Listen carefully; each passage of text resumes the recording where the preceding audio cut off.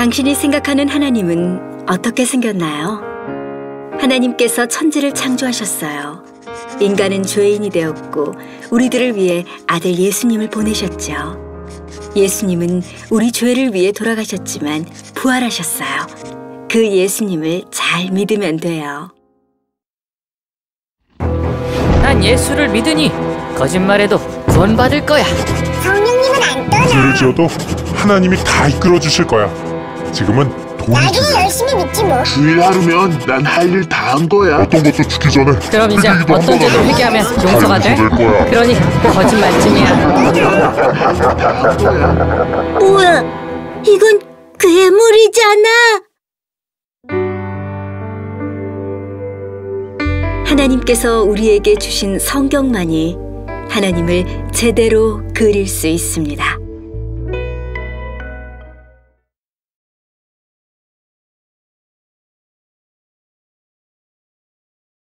본론으로 먼저 들어가겠습니다. 가장 중요한 질문을 제가 먼저 하죠. 여러분 정말 구원받았습니까? 정말 여러분 구원받았다고 생각하십니까? 지금 이 자리에서 여러분들이 죽는다고 해도 나는 천국 분명히 갈 수 있다, 이런 신앙을 가진 사람들이 사실은 별로 없습니다.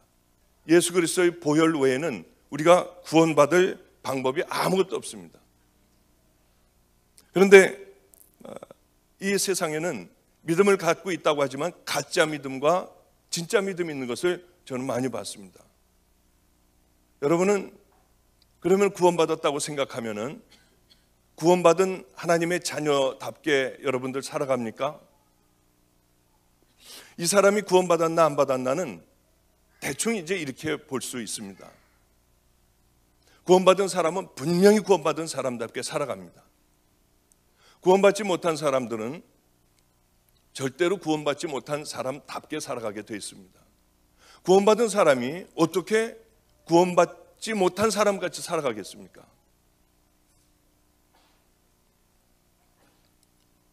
이 많은 사람들은 구원받았다고 생각하면서 예수님께서 우리에게 말씀하신 그 말씀대로 살아가는 사람들 별로 없습니다. 이 결국에 신앙과 믿음에도 가짜와 진짜가 있다고 하는 거죠.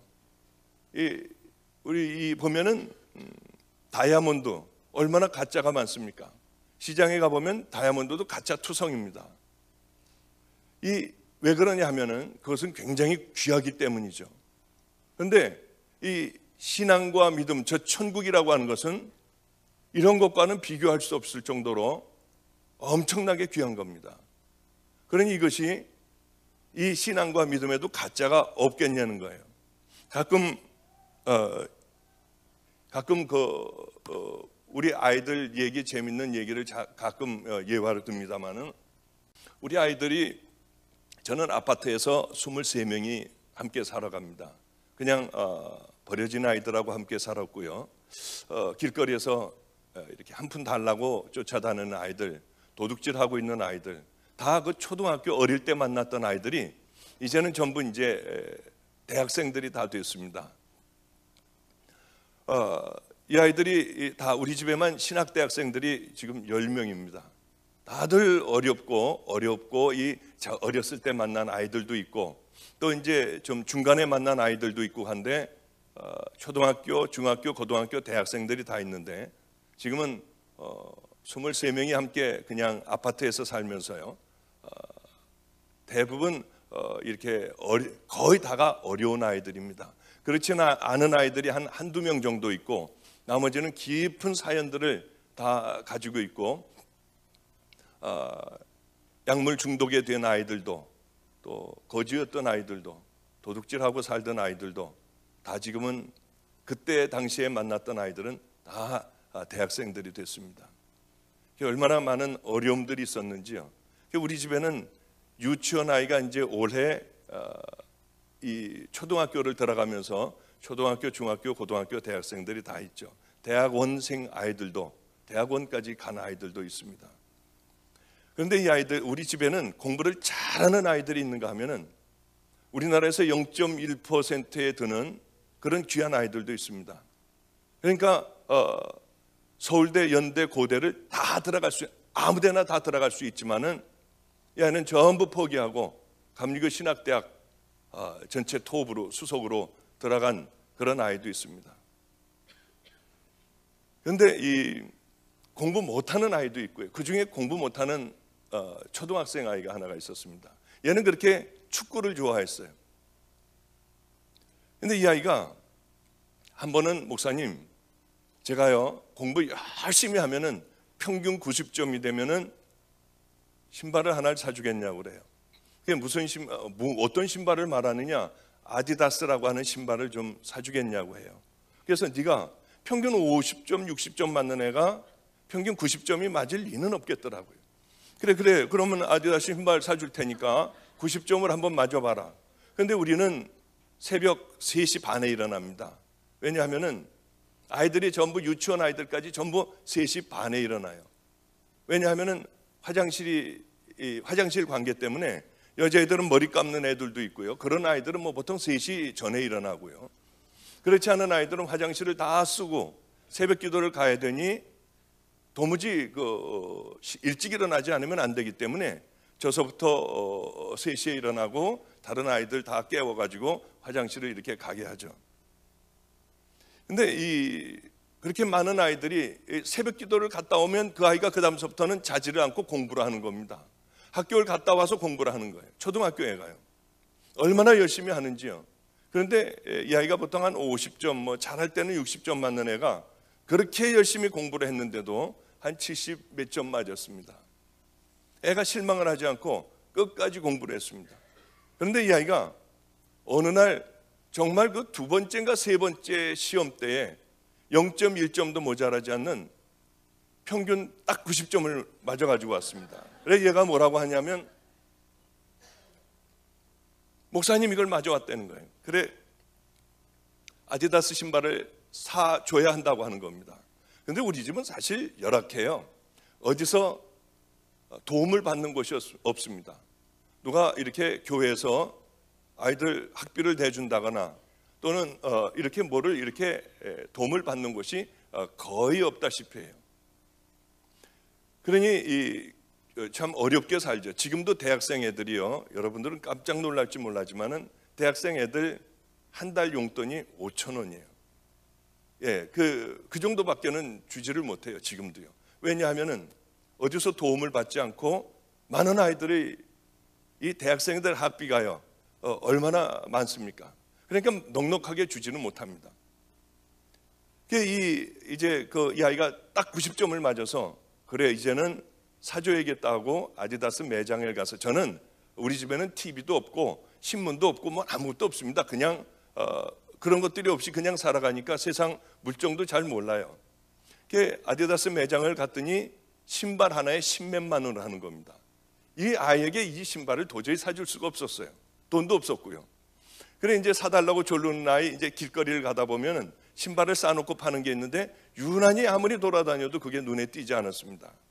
이제 저희가 살던 아파트 밑에 그 솔빛 시장이라고 있어서 시장을 어느 날은 밥을 먹고 쭉 가는데 거기 재래시장에 신발 파는 데가 있었습니다. 그래서 거기 들어가서 혹시 여기 아디다스 신발 싸게 파는 거 있습니까? 하니까 싼 걸로 말씀하시네요. 그래서 싼 걸로 좀 달라고 했습니다.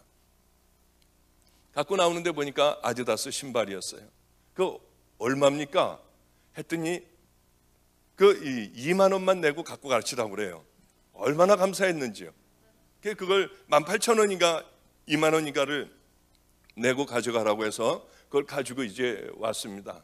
아이가 얼마나 좋아하는지요. 그냥 잠도 자지 않고 그걸 끌어안고 있는 거예요.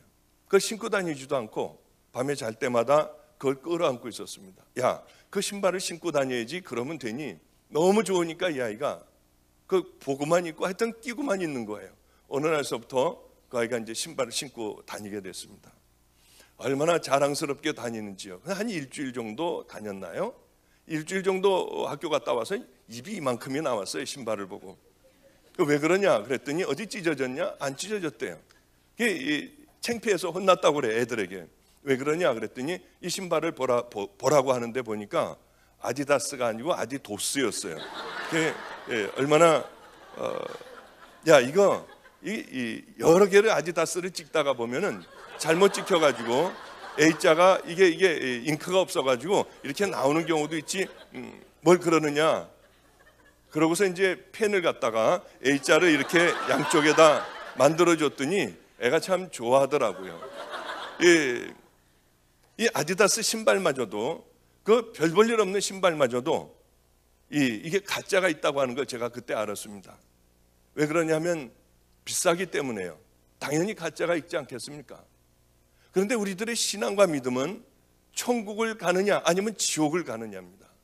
그것이 뭐 그냥 100년, 200년 이렇게 다시 한번 우리들에게 주어지는 삶이 아니라 그것은 영원히 걸려있는 아주 정말로 두렵고 무섭고 떨리는 그런 것인데 그 비싼 게 가짜가 없겠습니까? 얼마나 가짜들이 판을 치는지요. 그러게 여러분, 다른 건 다 실패해도 괜찮습니다. 실패하면 어떻습니까? 그 귀한 믿음이라고 하는 것이요, 영원한 생명이 걸려있는 그것은 가짜가 없겠냐는 거예요. 얼마나 많은 가짜가 있겠습니까? 여러분들, 이 감정적인 믿음이 있어요. 그냥 감정에 겨워서 찬양을 하다 보면 일어나서 눈물도 흘릴 수 있습니다. 그 결단하는 그런 기도도 할 수 있고요. 또 자기가 만들어 놓은 그런 하나님들도 있습니다. 그저 하나님은 열심히 새벽기도 나오고 여러분들이 열심히 뭐 이렇게 헌금도 좀 하고요 하면은 축복을 주는 줄 압니다. 그러나 예수님은 절대로 그런 말씀 안 하셨어요. 그것이 믿음이 아니라고 하는 거죠. 이 성경에 보면은요, 우리들은 하나님을 복 받으려고 믿습니까, 여러분? 그러면 철저하게 잘못된 믿음입니다. 성경에 어디요? 신약에 어디가 성경에 그렇게 예수를 믿으면 돈도 많이 벌고요 자녀들도 다 잘 되고 하는 법은 없습니다.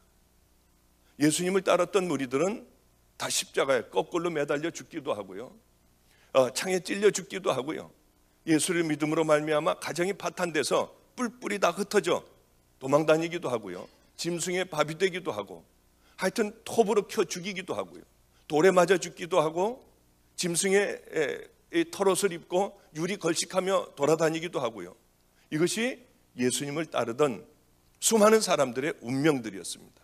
그러나 이들은 절대로 세상과 타협하지 않고 그대로 죽어가면서도 우리 주님을 붙든 그런 사람들의 이야기가 예수님 살아계시던 예수님 그때 당시에 예수님을 따르던 무리들의 삶이었습니다. 이게 바로 주님이 우리에게 원하시는 그런 믿음이라고 하는 것이죠. 여러분 정말 십자가를 만났습니까? 정말 십자가를 만났습니까? 십자가를 만난다고 하는 것은 십자가 예수 그리스도를 통해서 내 죄가 속죄가 되는 겁니다. 그리고 우리는 천국 자녀가 되는 거예요. 그런데 그러면은 우리들의 가치관이라고 하는 것은 다 변화되는 겁니다. 내 삶이 다 변화되고요 가치관이 변화될 수밖에 없습니다. 그런데 요즘에 교회를 보면은 기적 같은 일들이 얼마나 많이 일어나는지 몰라요. 복음 없이도 십자가 없이도 얼마든지 교회는 잘 커가더라고요. 그게 참 놀라웠어요. 여러분들이 십자가를 만났다고 하면은 분명히 여러분들은 거듭나야 합니다. 가치관들이 변화될 수밖에 없습니다. 아니 만약에 십자가가 내 죄도 못 사해주고 우리들의 가치관도 변화시키지 못하고 죄와 싸워 날마다 지고 죄에 빠져 있고요 음란과 더러움에 빠져 있으며 또 나를 견인해주는 나를 끌어주는 그런 힘도 없다고 하면은 저 십자가는 우리가 믿을 필요가 없습니다. 십자가를 만나면 복음이 무엇인가를 알면 우리는 거듭날 수밖에 없고 모든 가치관이 달라질 수밖에 없습니다. 만났음에도 불구하고 더러운 음란 가운데 빠져 있고요 내가 십자가를 만났으면서도 불구하고 세상의 가치관을 따라 살아가고 이 세상에 있는 가치관이 교회로 몰려들고요 교회가 온갖 타락에 세상 사람들의 지탄이 되고 손가락질을 받게 된다면 그게 무슨 주님을 만난 자들의 모습입니까? 주님을 만났으면 버리고 낮아지고 내가 죽어야 되는 거 아닙니까? 저는 목사의 가정에서 태어났습니다. 우리 집안은 다 목사님이에요. 남자란 남자들은 태어나면 다 목사가 되는 그런 황당한 집안입니다.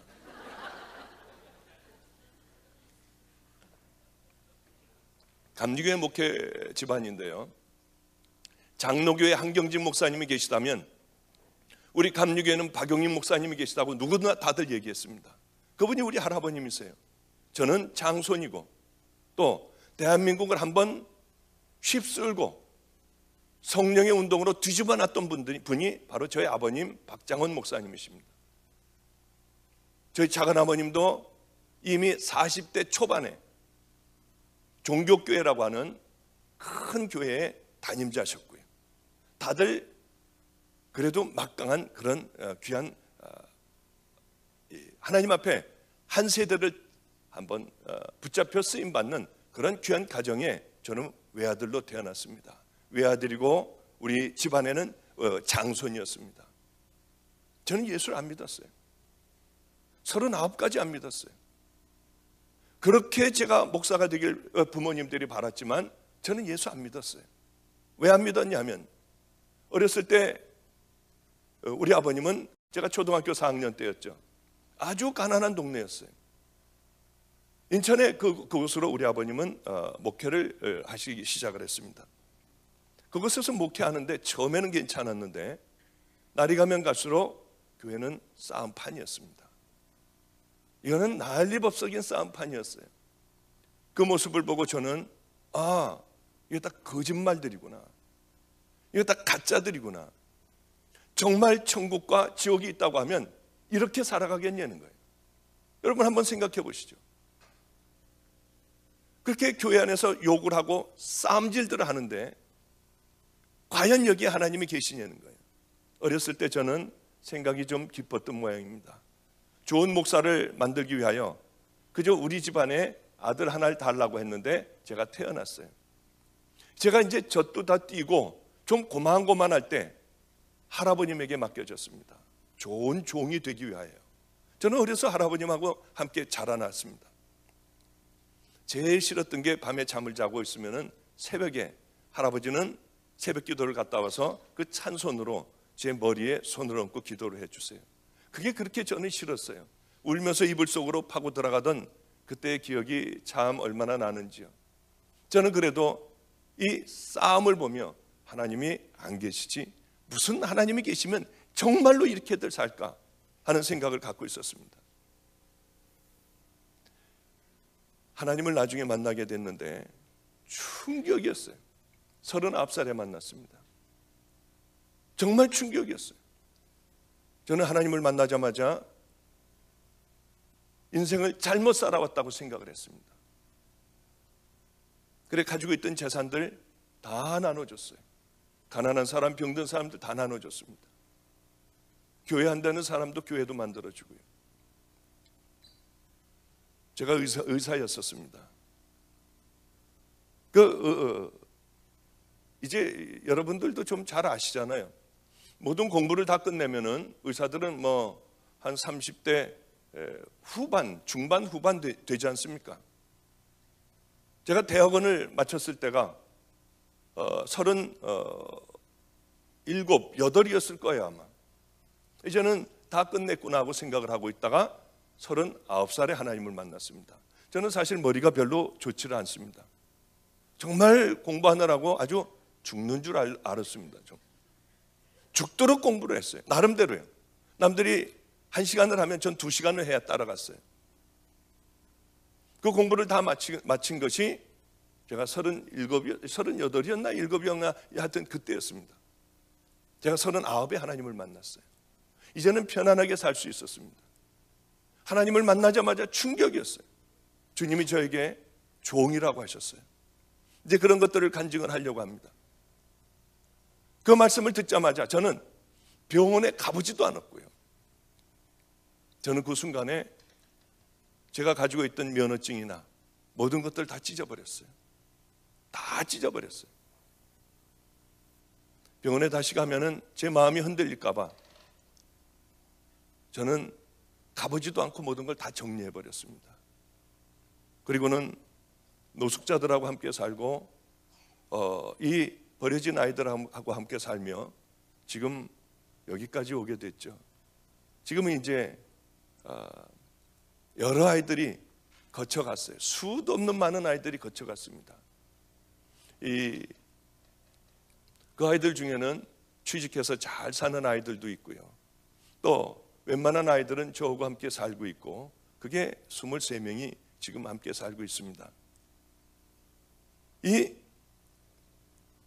저는 주님을 만나자마자 그렇게 귀하다고 생각했던 돈, 또 제가 공부했던 명예, 이제서부터는 편안하게 살 수 있다고 생각했어요. 그것이 아무것도 아닌 썩어져 버릴 것이라고 하는 걸 깨달았어요. 그 이후의 삶은 말도 못하게 힘들었습니다. 매도 얼마나 맞았는지 몰라요. 굶기는 얼마나 많이 굶었는지 모릅니다.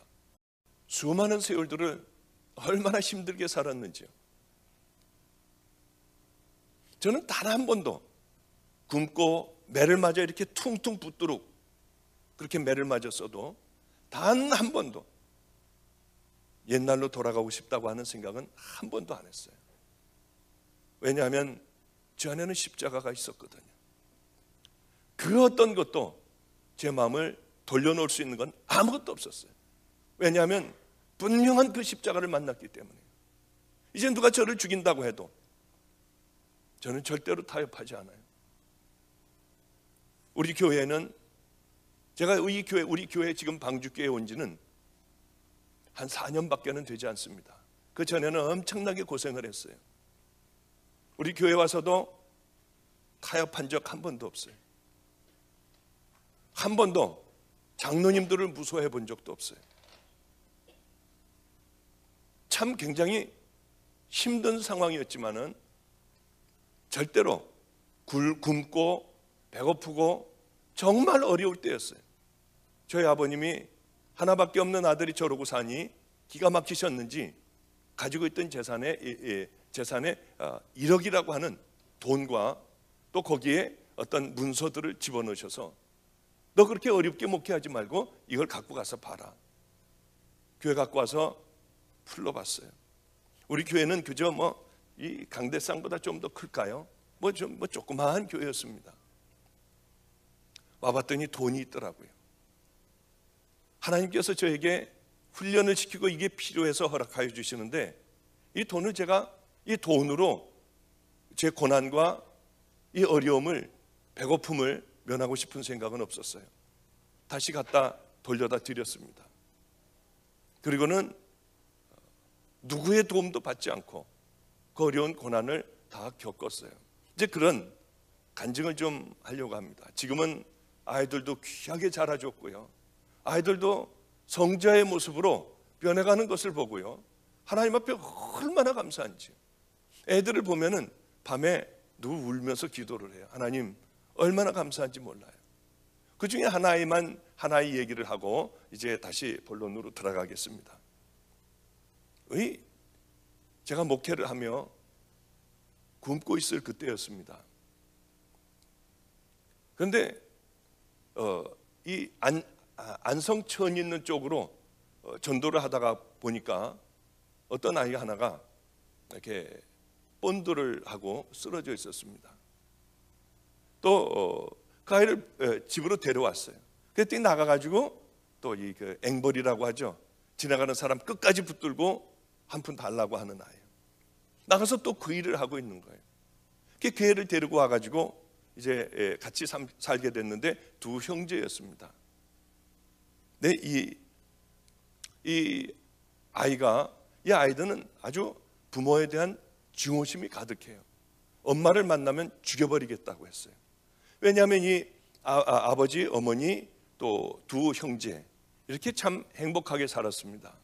그런데 장날 물건을 팔러 온 어떤 남자와 눈이 맞아서 엄마가 그만 집을 나가버렸어요. 이 아이들이 그저 4살, 5살 때 이걸 놔두고서 도망을 가버린 겁니다. 그래서 아버지는 술만 계속 매일 먹게 되고 어느 날은 노숙자가 다 집안 전체가 홈레스가 돼버렸습니다. 그래 길거리를 떠돌고 다닐 때 이 아이들을 만나게 됐고요. 그 아이들을 데리고 와서 저는 집도 없으니까 이 강대상이 제 집이고 의자 몇 개만 놓고서 이렇게 저는 개척을 했어요. 그 의자 하나에 그 아이들 집이에요. 이제 거기서 그 아이들이 자기 집인 거예요. 의자가요. 그래 거기서 이제 함께 살게 되었죠. 지금은 다들 대학생들 됐습니다. 다들 감리교 신학 대학생들 되고 그렇게 잘들 크고 있죠. 이 아버지는 지금도 노숙자고 지금도 이제 안성에서 그 길거리에서 지내십니다. 그런데 수도 없는 많은 세월이 지나며 하나님을 만났음에도 불구하고 이 아이들은 엄마를 용서를 못해요. 보면은 죽여버리겠대요. 그렇게 세월이 흐르고 바로 아마 그렇게 오래전이 아니라 아마 1년 됐나요? 안 됐나요? 이제 편지가 한 통이, 그동안 그 아이들은 엄마를 본 적도 없고 생각하지도 않았고요. 대학생들이 다 됐습니다. 하나이는 군대를 갔고 하나이는 대학생이 돼서 우리 집에서 이제 학교를 다니고 있었어요. 근데 이 편지 한 통이 날라왔는데 그 편지를 뜯어보니까 참 충격적인 편지가 와 있었습니다. 그 아이의 어머니가 어떻게 이 아이가 여기 사는지 편지를 했습니다. 서류를 이만큼을 보냈고요. 편지를 했는데 다른 게 아니라 미안하다는 말도 한마디도 없이 어떤 이 편지였냐면 서류에 도장을 찍어주고 너희들 학교 다닌다고 하는 그 재학증명서를 첨부해서 주고 또 너희들 지금 기거하고 있는 그곳에 주민등록 등본을 띄어서 보내고 이런 서류를 띄어 보내라는 거였어요. 걔네 엄마였습니다. 왜 그러냐 하면은 나라에서 영세민에게 주는 돈을 타기 위하여 이것이 필요하니 이걸 띄어 보내라고 하는 그 아주 딱딱한 서류와 그것만 보냈어요. 제가 그걸 보고 이거를 얘에게 줘야 되나 말아야 되나 하고 그걸 붙들고 기도를 했어요. 주님, 이걸 어떻게 해야 됩니까? 아무래도 아이들에게 맡겨야겠다 하고 애들에게 그걸 줬습니다. 보더니 가만히 그것만 보고 있는 거예요. 어떻게 하겠니? 놀랍게도 얘네들은 가서 해드려야죠. 어떻게 너 해줄 생각을 했냐? 저 십자가 만났잖아요. 저 이제 하나님의 사람 됐잖아요. 그런 얘기를 그 아이가 했습니다. 그래, 그 다음날 만나러 가는데 잠을 못 자는 거예요, 애가요. 제가 들어가서 물어봤습니다. 야, 왜 너 잠 못 자니? 잠깐 얘기를 하는데 어려서 엄마하고 떠났지만 희미한 기억에는 엄마는 스카트를 입고 나올 것 같대요. 그리고 머리는 이렇게 파마해서 이렇게 단발 정도 쭉 내려온 것 같고요. 그리고 날씬한 엄마가 생각이 난대요. 이 아이는 엄마와의 만나는 약속의 장소로 가게 됐습니다. 갔더니 혹이만한 게 여기 하나가 붙어 있고요. 중풍이 걸려서 다리를 이렇게 끌고 말을 잘 못하고 이렇게 그런 분이 어떤 할아버지 한 분하고 나왔더랍니다. 얘가 얼마나 놀랐는지 몰랐대요. 아름다운 엄마를 늘 꿈에 그리고 죽여버리고 싶어도 아름다운 엄마를 늘 마음의 꿈에 그리고 있었는데 이 정말 보기에도 흉한 그런 여자가 앞에 나타나서 내가 네 애미라고 하는 겁니다. 그래서 얘가, 이 할아버지는 자기가 길바닥에 쓰러져 있을 때 자기를 데리고 지금까지 산 그런 할아버지래요. 그 여자라고 또 그 엄마를 데리고 또 살았던 모양이에요. 참 기가 막히더래요. 그러더니 미안하다, 용서해달라. 내가 이렇게 살기가 어려워서 연락을 안 하려고 했다가 내게 연락을 했다. 그래서 이런 얘기를 했답니다. 어머니, 다 용서해요. 나 이제 대학생이 됐고 다 용서할 수 있어요. 한 가지 소원만 들어주세요. 소원이 뭐냐? 예수를 믿으셔야 돼요. 이대로 돌아가서는 안 돼요. 반드시 예수를 믿으세요. 그리고 자기 엄마를 끌어안고 울면서 기도를 해주고 돌아왔다고 하더라고요. 얼마나 감사했는지요. 이 녀석도 정말 예수를 만났구나. 얘도 정말 이제 하나님의 종의 길을 제대로 가고 있구나. 얼마나 감사했는지요. 제게 그런데 목사님, 이제 열흘에 한 번은 어머니를 만나러 가야겠어요. 그리고 제가 그러면은 차비를 주면은 얘는 어머니가 좋아하는 그런 이 배지밀인가요? 뭔가밖에는 못 잡수신대요. 그런데 어머니는 다리가 썩어가고 있었어요. 당뇨병이어서 다리가 썩어가고 눈이 안 보이기 시작을 했어요. 바로 며칠 전에 갔다 왔습니다. 갔다 와서는 이런 얘기를 하더라고요. 완전히 실명이 됐대요. 너무나 비참하대요. 들어가 보면 방에서 썩은 내가 나는데 다리에서 고름이 그렇게 나온대요. 보면 무서울 정도로 다리가 썩었대요. 목사님, 어떻게 해야 돼요? 이 병원에서는 수술을 해도 얼마 살지 못한다고 하니, 목사님 어떻게 해야 돼요? 네가 어떻게 하면 좋겠냐? 네 소원을 한번 얘기해봐라. 엄마하고 여행을 가고 싶어요. 가서 엄마에게 복음을 전하고 싶어요. 예수님을 만나게 하고 싶어요.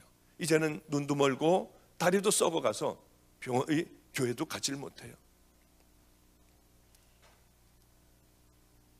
그래, 가서 어머니하고 다들 얘기하며 이런 결론을 내렸어요. 목사님, 어려우시지만 제 소원 하나만 들어주세요. 그래.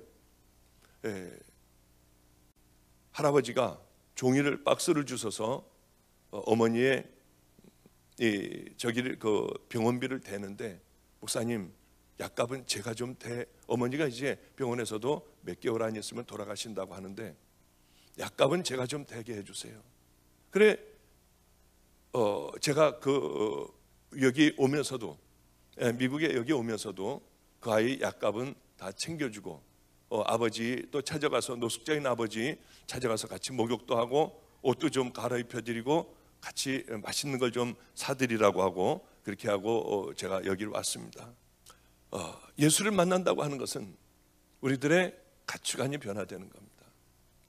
내가 전혀 변화되지 않으며 하나님을 만났고 하나님의 자녀이고 나는 천국의 백성이라고 한다면, 여러분, 그것은 참 우스운 일 아니겠습니까? 제가 예수를 안 믿게 된 결정적인 동기가 바로 그거예요.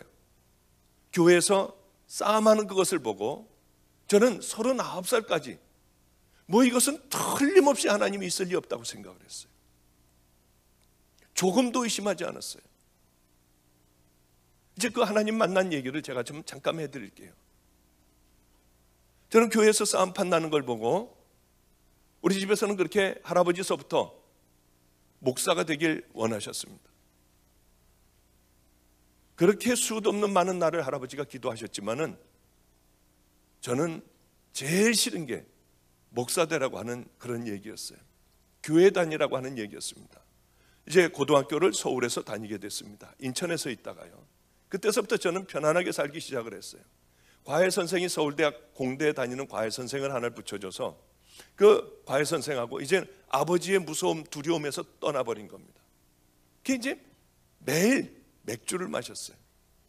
그 과외 선생하고 공부는 안 하고 매일 맥주를 마시고 담배를 피는 거예요, 매일. 고등학교 1학년 때서부터요. 나중에는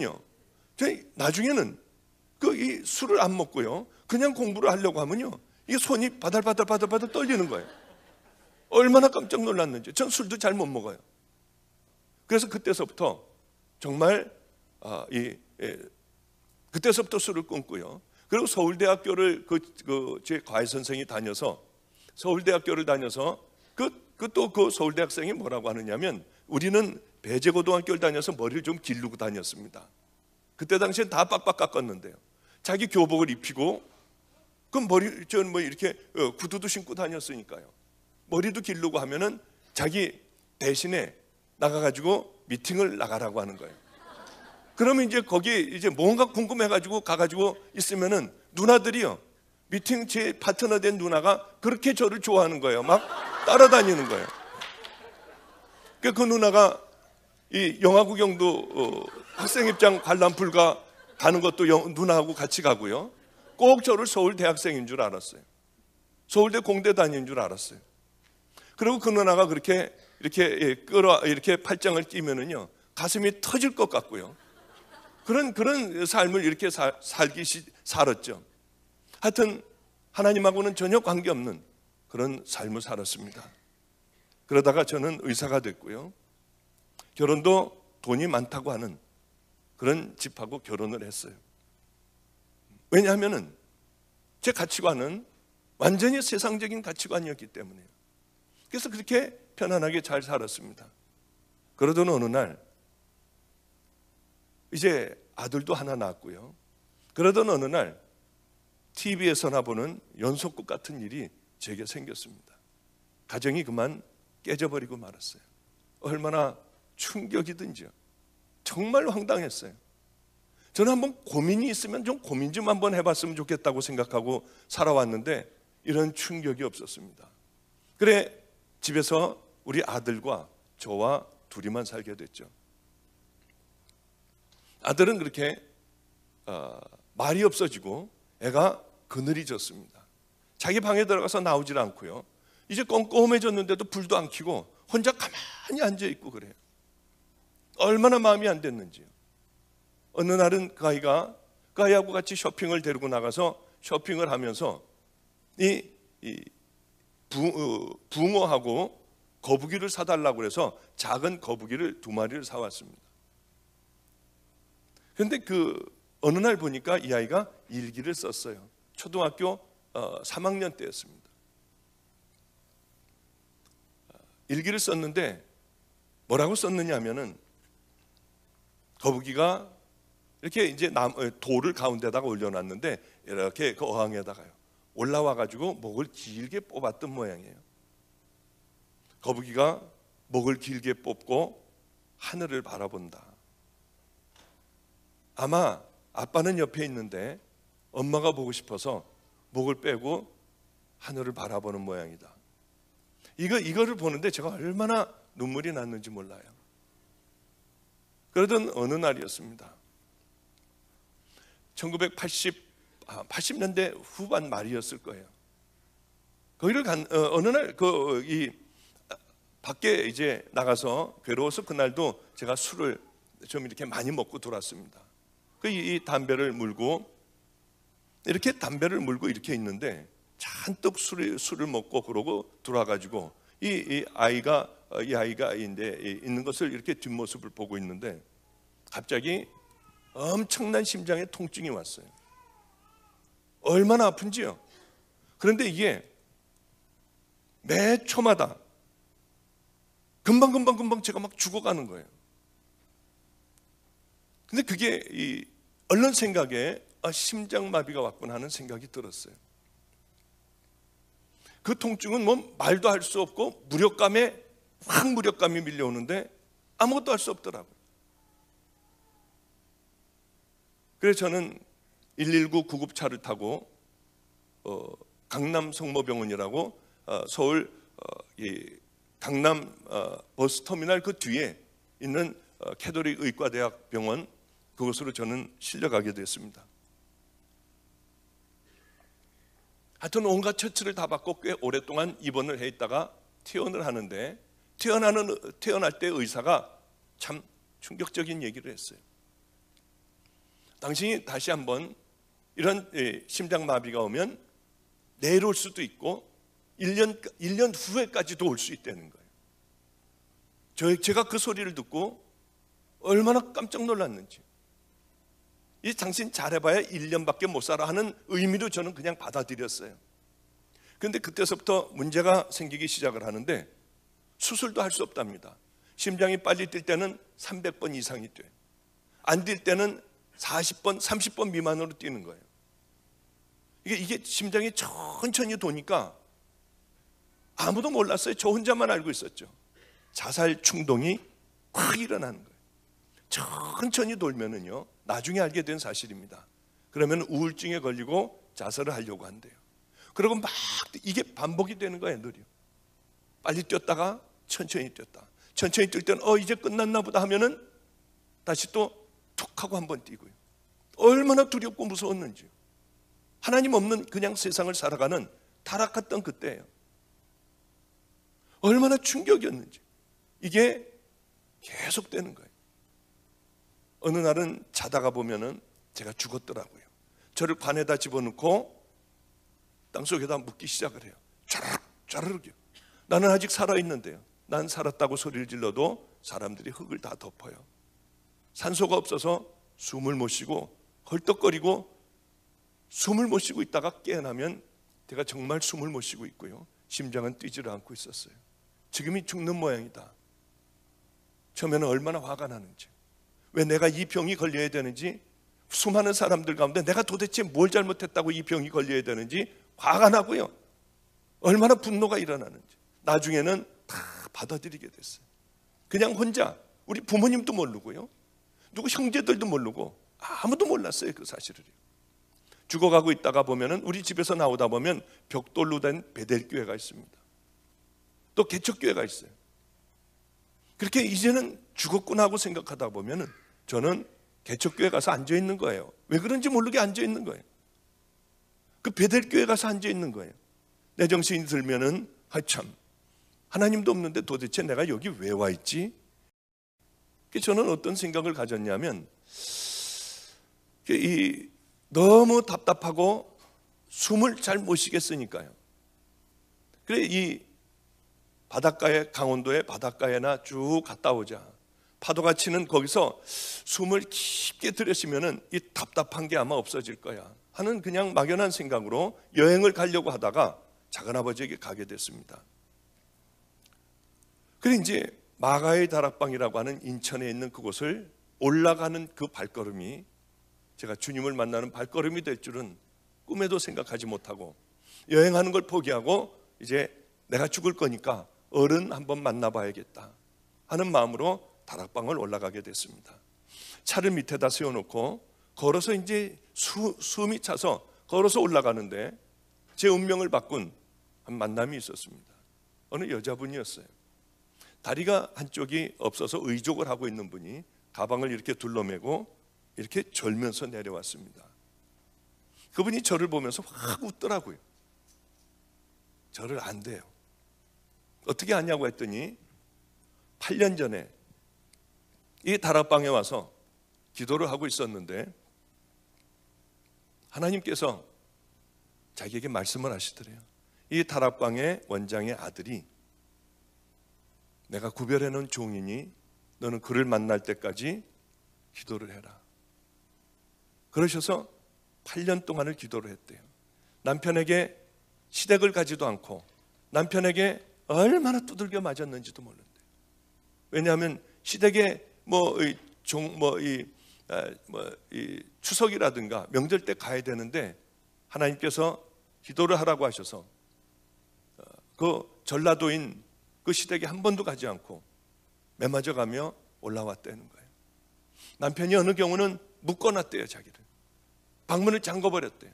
그러면은 창문을 뛰어내려 이걸 클르고 창문을 뛰어내려 8년간을 자긴 생명을 다해 기도했다는 거예요. 기도하는데 하나님께서 그러시더래요. 오늘 그 종을 만날 것이다. 그래서 아무리 기다려도 제가 오지 않더라는 거예요. 그래, 내가 잘못 들은 모양이다 하고 가방을 들고 내려오는데 주님께서 그러시더랍니다. 바로 저 종이다. 그래서 너무 반가워서 저에게 얘기를 하는데 제가 보기에는 미친 여자더라고요. 뭐 성한 여자입니까? 저는 그런 여자를 세상에서 제일 경멸하고 싫어했어요. 왜냐하면 우리 아버님이 이제 그 싸움판인 인천의 그 교회에서 우리 아버님이 이제 하나님을 만나서 부흥 강사가 돼서 돌아다니셨어요. 그럼 우리 어머님하고 우리 어머님이 제 귀를 이렇게 후벼주면서 제 초등학교 때니까요. 이렇게 귀를 후벼주든지 그러면서 그렇게 따뜻하게 해주실 때가 있었습니다. 그럴 때면은 그 교회도 이제 막 은혜가 막 시작이 된 교회예요. 막 방언하는 사람도 있고 막 난리가 난 교회가 된 거예요. 그럼 그러고 있을 때 문을 쾅쾅쾅쾅 우리 아버님은 이제 저 집회를 나가시고 쾅쾅쾅쾅 두들기고 어떤 여자들이 들어와요. 그럼 이 여자들이 뭐라고 그러냐면 사모님 음란마귀를 버려야 한대요. 그래서 여자들이 와가지고 막 뭐라고 하는데 저는 뭐라고 그런지도 몰랐어요. 그 음란마귀가 뭔지를 어떻게 합니까? 그 어렸을 때요. 그럼 우리 어머님은 나 그런 사람 아니라고 그러고 자꾸 내 얼굴을 보면서 아니라고 그러는 거예요. 그게 이제 우리 아버지를 향하여 음란한 마음을 품었다는 것이겠죠. 나중에 그것이 무엇인지 알고 난 다음에는 그런 사람들을 경멸을 했어요. 어떻게 저런 인간들이 있을까? 예수를 믿는다고 하며. 그래서 그런 종류의 여자들은 제가 굉장히 싫어했어요. 그런데 이 여자가 그 종류더라고요. 그래 얼마나 기가 막혔는지요. 그 미친 사람 취급을 하고 예 알았다고 하고 가는데 화가 났던 모양이야. 아마 8년 동안을 죽도록 위하여 기도했는데 미친 여자 취급하고 그냥 올라가니까 아마 화가 났던 모양입니다. 그냥 올라가는 저에게 뒤에다 소리를 질렀어요. 오늘 밤 12시에 성전에 가서 기도하면 하나님 만날 거래요. 아니 이런 말도 안 되는 소리가 어디가 있어요. 근데 이제 그 작은 아버지를 이제 원장실에서 만났는데 제가 밤에 잠을 못 잤거든요. 왜냐하면 늘 그런 꿈과 심장이 아프니 자다 깨고 해서 거의 잠을 못 잤습니다. 그 잠을 못 자고 있는데 작은 아버지하고 얘기하다가 제가 잠깐 거기서 의자에서 졸았어요. 이 담요를 갖다가 살짝 덮어주는 거예요. 그땐 저는 혼자였고 누가 저를 알아주는 사람도 없었고요. 다정하게 누가 그렇게 덮어주는 사람도 없었어요. 얼마나 외로웠던지요. 아무도 모르니까요. 저는 죽어야 한다는 것, 이걸 누구하고 의논할 수도 없고요. 아무에게도 얘기할 수도 없었어요. 너무 고마웠어요. 하루만 자고 가라고 해서 거기서 하루 자고 가게 됐죠. 이 저녁을 먹고 좀 날씨가 껌껌해지니까 작은 아버님은 산에 올라간다고 올라가고요. 저 혼자만 덩그러니 방에 남겨져 있었습니다. 하루를 자고 가라고 그래서 이 방바닥에다 깔아준 거기서 이불도 냄새가 나고 잠을 못 자겠었어요. 근데 거기 시계가 하나가 있었는데 요즘에는 뭐 미국엔 그런 시계 있겠습니까? 저렇게 조용히 가죠. 그 시계는 9시가 되면 9번을 땡땡거리는 거예요. 9시 반이 되면 또 한 번을 땡거리는 거예요. 그러니까 잠을 잘 수가 없어요. 10시 되면 10번을 땡땡땡땡 하고요. 10시 반 되면 또 한 번 잘라고 그러면 땡 하고요. 근데 참 그 하나님께서 생각을 못하게 해주셨던지요. 일어나서 그걸 빼버리면 되거든요. 근데 머리가 나빠서 그런지 그걸 모르고 그냥 뒤척거리고만 있었어요. 저거 좀 어떻게 소리 좀 안 났으면 좋겠다고요. 그게 틀렸다. 12시 뒤에서나 잠자리에 들어야겠다. 왜? 12시 반 되면 한 번, 1시 되면 한 번, 1시 반 되면 한 번. 그러니까 이때나 좀 잠을 잘 수 있겠다고 생각을 하고 뒤척거리고 있었어요. 그래 이제 뒤척거리다가 보니까 12시가 다 가까워왔어요. 그저 한 12시 한 5분 전 됐나요? 갑자기 그 미친 여자가 생각이 났습니다. 내일 분명히 또 올 것 같더라고요, 그 여자가. 그래 가가지고 기도를 한번 해보고 이 여자가 내일 오면은 앞으로 그런 짓 하고 다니지 말아라. 왜 그 쓸데없이 그렇게 돌아다니느냐. 한번 야단을 좀 쳐주기도 싶고요. 그 여자를 얼굴을 보니까 범상치 않은 여자 같은데 이 여자가 진짜일까? 거짓말이 아니고 거짓말할 여자 같지는 않고요. 진짜일까? 확 웃던 그 얼굴이 생각이 나는 거예요. 그러다가 교회 장로님들을 생각하면 모든 꿈이 다 깨져버려요. 모든 꿈이. 그럴 리가 없지. 그 사람들 싸움판에서 정말 하나님이 계시다고 하면은 그렇게 교회 오래 다닌 그 사람들이 그럴 리가 있겠나? 저는 믿지를 않았어요. 싹 식어졌다가 글쎄 만에 하나 있으면 어떻게 되지? 뭐 이런 생각 왔다 갔다 하다가 저도 모르게 옷을 입고 내려가고 있었어요. 이 문을 이제 내려오면은 강대상 문이 됩니다. 그 문을 조금 열어봤더니 무서워요. 아무도 없어요. 그때가 12월 25일과 1월 1일 그 사이였던 것 같아요. 보니까 조그만 요만한 아주 초라한 크리스마스 추리 하나를 거기다 놔뒀습니다. 저기 가서 기도해볼까? 나는 기도라고는 해본 적이 없는데 뭐라고 하지? 하나님 이거 좀 정말 살아계시면 한번 고쳐주세요. 그럼 내가 믿을게요. 아멘. 그러고 와야겠다 하고 정말 크리스마스 추리 앞에서 그렇게 그냥 기도를 했어요. 하나님 정말 살아계시다고 하면 나 이거 좀 고쳐주세요. 그럼 내가 열심히 예수 믿을게요. 그리고 아멘. 더 이상 뭐 기도할 게 없어서 일어났습니다. 일어나려고 하는데 이상하게 몸이 그렇게 떨리더라고요. 이상하게 떨리고 일어나지지가 않았어요. 그래 아무리 일어나려고 발버둥을 쳐도 일어나지지가 않고 몸은 그냥 떨리고요. 입에서 뭐 튀튀튀튀 하는 뭐 이상한 소리가 나오고요. 그래 이게 도대체 뭐 제가 마음대로 몸을 가눌 수가 없었어요. 귀에서 소리가 들렸습니다. 너는 내 종이라고 하고요. 그 외에 여러 가지 얘기가 들렸어요. 한 8가지 정도가 얘기가 들렸어요. 잘은 확실하게는 생각이 나지 않지만은 그렇게 소리가 들리고 그 다음에 눈에 뭐가 보였어요. 내가 이제 죽음이 가까우니까 이런 것이 들리고 환청이 들리고 또 이게 환식이 이거 보이는구나. 내가 극심한 내 정신적인 이런 시달림이 있구나. 그런데 이 보통 들리고 보이고 하는 것은요, 마음이 불안해져요. 야, 뛰어내려 하는 소리가 들리면요, 불안하고 어쩔 줄 몰라 뛰어내리게 되는데, 그때는 이상하게 우리 어머님이 저 귀를 후벼주시던 그런 편안한 마음이요, 어머니하고 함께 있던 그런 편안한 마음이요, 꼭 그런 마음이었어요. 이상하게 나중에 생각을 했습니다. 심장이 제대로 뛰고 있었다는 거죠. 나중에 그것은 생각이 됐어요. 그리고 그것이 다 끝난 다음에 모든 것이 자유로워져서 얼른 뛰쳐나와서 집으로 돌아왔습니다. 이제 이런 데는 다시는 내가 안 오겠다고 하고요. 그리고 지내다가 보는데 또 죽어가기 시작을 했어요. 너무 힘들었어요. 아니야, 그래 마가이다라방 거기 크리스마스 추리 거기 갔을 때는 괜찮았잖아 하는 생각이 들었습니다. 그래서 차를 몰고 거길 갔어요. 가서 앉아보니까 영락없이 괜찮은 거예요. 얼마나 깜짝 놀랐는지요. 늘 다니기 시작을 했어요. 집에 오면 또 그러고요, 그 가면은 괜찮고요. 이것이 하나님이 아니라 정신적인 현상이구나. 인간의 마음과 정신은 얼마나 강한지 심장을 지배하거든요. 인간의 능력은, 뇌의 능력은 엄청납니다. 저는 믿지를 않았어요. 하나님이라고 믿지를 않았어요. 그렇게 있는데 어느 날은 새벽에 가서 저녁 늦게까지 가만히 앉아만 있는 거예요. 편안하니까요. 그렇게 다니기 시작을 하는데 어느 날 이게 정신적인 현상 같으면 병이 깊어지면 그 다음에 컨트롤이 안 되거든요. 근데 이상한 거예요. 이게 정신적인 현상 같지만은 않았습니다. 하나님에게 진짜 하나님이 하는 거냐고 이번에 물어봐야겠다고 생각하고 이제 또 힘들어서 또 가게 됐죠. 가서 이렇게 여쭤봤습니다. 이게 정말 하나님이 하시는 건가요?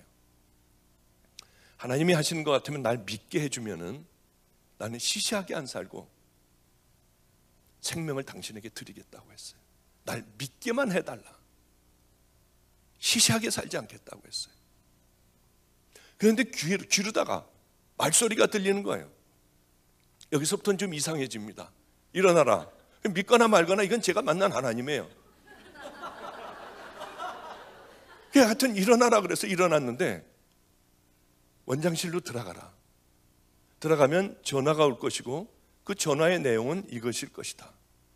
그래서 저는 이상하게 마음에 어떤 생각이 드냐면 틀렸으면 좋겠는 거예요. 이게 왜 그런지 모르겠어요. 이게 틀렸으면 좋겠다. 그리고 이제 가다가 일부러 곧장 가지 않고 우물이 있는 대로 돌아가가지고 빨리 갔다 천천히 갔다 빨리 갔다 천천히 갔다 하면서 헷갈리게 하느라고, 하여튼 헷갈리게 하느라고 아니라 하여튼 이게 틀렸으면 좋겠다고 하는 생각 속에 거기 가서 딱 잡았는데요, 문고리를 잡았는데 열고 들어가면 꼭 그 전화가 올 것 같았어요. 이상한 그런 마음이 들었어요. 그래서 가만히 기다렸어요. 그러다가 아무 생각이 안 날 때 열고 들어갔는데 발을 딛자마자 전화가 왔어요. 전화는 그 내용이었습니다. 근데 그거 가지고 어떻게 하나님인 걸 어떻게 알아요? 말도 안 되잖아요. 이건 얼마든지 일어날 수 있잖아요. 저는 와서 하나님 그런 거 말고요, 하나님만 하실 수 있는 걸 보여달라고 했어요. 그러면은 그 다음에도 황당하게요, 좀 이상한 얘기를 해도 지금서부터는 그게 이제 거기서 브레이크를 밟아라. 그게 생각을 하고 거기서 브레이크를 밟아요. 여지없이 앞에서 사고가 났어요. 저는 근데 제 눈앞에서 사고 나는 것도 많이 봤고, 이 응급실에서 사고 나서 머리가 일로 깔고 지나간 사람도 봤고요. 뭐 별걸 다 봤어요. 그런데 그게 어떻게 하나님이라고 그래요? 하나님 이런 거 말고요. 하나님 또 그런 거 말고, 이건 10만 분의 1 일어날 수 있잖아요. 이건 100만 분의 1 일어날 수 있잖아요. 하나님만 하실 수 있는 것, 제가 흔들리지 않고 주님을 위하여 생명을 던질 수 있는 것, 제 모든 것들을 걸 수 있는 그걸 보여달라고 했어요. 예를 들어서 밤에 이제 껌껌한 밤에요. 야, 그래, 그러냐? 내가 그럼 보여줄게. 한번 나와봐. 한번 나오면 하늘에서부터 막 불기둥이 막 이 밑에까지, 저 있는 데까지 내려오고요. 근처에도 못 갈 뜨끈뜨끈한 불기둥에 이 뭡니까, 천사들이요, 막 바닥바닥거리고 막 다니고, 이런 것들을 저는 원했는데 그것이 아니었어요. 이 세상에서 일어날 수 있는 그런 일들만 늘 일어나는 거예요. 그런데 지금 같으면은 기적도요, 그런 기적은 없었어요. 저는 그런데 그것 말고 대단한 걸 보여달라고 했어요. 하나님은 더 이상은 보여주지 않으셨습니다. 늘 일어날 수 있는 그런 기적이 제 앞에서 일어났어요. 그걸 얘기를 하면은 여러분들이 또 더 이상하게 생각할까 봐 더 이상은 이제 거기까지만 하고요. 어느 날, 그런데도 이제 더 이상은 하나님께서 제게 기적을 보여주지 않으셨습니다. 어느 날이었어요. 정말 이제는 끝났구나 생각을 했습니다. 거기까지 난 살아서 갈 수 있을까? 그런데 그곳으로 거기까지 저는 겨우 도착을 했어요. 이제는 됐구나 하고 와서 그 크리스마스 트리 있는 데 가서 엎어졌어요. 저는 괜찮을 줄 알았어요. 그런데 불안한 건 패닉이라고 하는 게 있습니다. 공황장애라고 있죠. 그것은요, 내가 정말 이제 죽지 않아도 죽는 것 같은 거예요. 얼굴도 하얘지고요, 아무것도 할 수 없고 이 죽은 상태가 되는 거예요. 그때 그 두려움이라고 하는 건 말도 못하는 거예요. 바로 그 공황장애가 오기 시작을 했어요. 심장은 뛰다 말다 하고요. 이제는 거기 엎어져서 크리스마스 추리 밑에서 기도를 하는데도 더 이상은 효력이 없었어요. 굉장히 분함이 올라왔습니다. 왜냐하면 저는 그래도 하나님이신 줄 알았어요.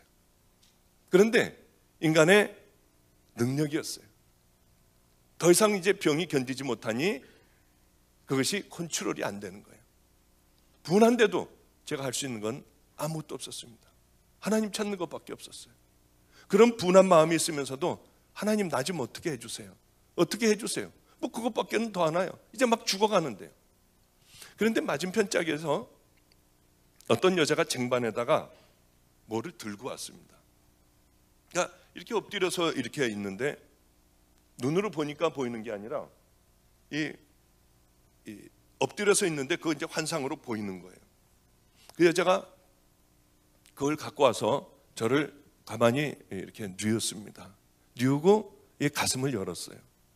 이렇게 한참을 뭘 하더니 이렇게 다 옷을 다 입히고 일어나서 가운을 이렇게 세웠어요.